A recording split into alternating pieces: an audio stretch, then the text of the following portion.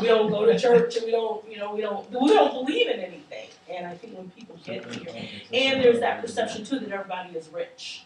I think that comes from TV. People get like our TV shows, and especially in the developing world, they're getting soap operas where, of course, everybody is beautiful and everybody is thin and everybody is rich.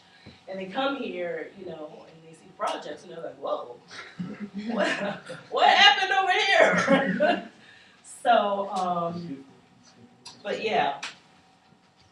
So yeah, the FBI targeted Buddhist priests. They were removed from temples.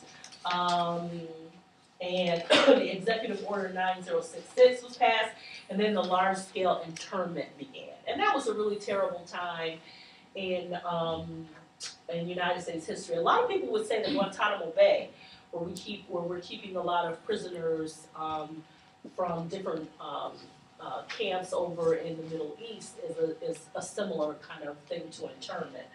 But Japanese Americans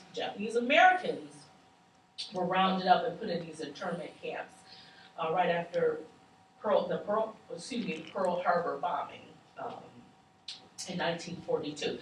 Again, because people were scared and there was a lot of hysteria and a lot of fear. The United States government has since apologized for the internment and also given Japanese Americans reparations.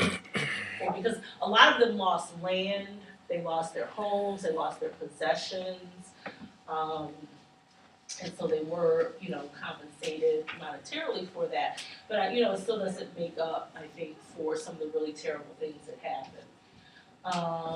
There was a war of hysteria to convert, of course, always to convert people to Christianity.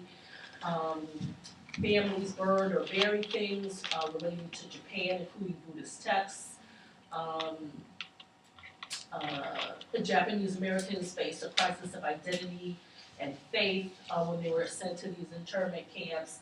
And then, the question is, what does it mean to be an American Buddhist? And at the time, I think the sentiment was you could not be both.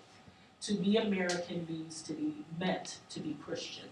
And in some ways, I think that's still very true. If you ask a Muslim person, they will probably say yes, that's very true. Although I think the United States is more tolerant than many other places.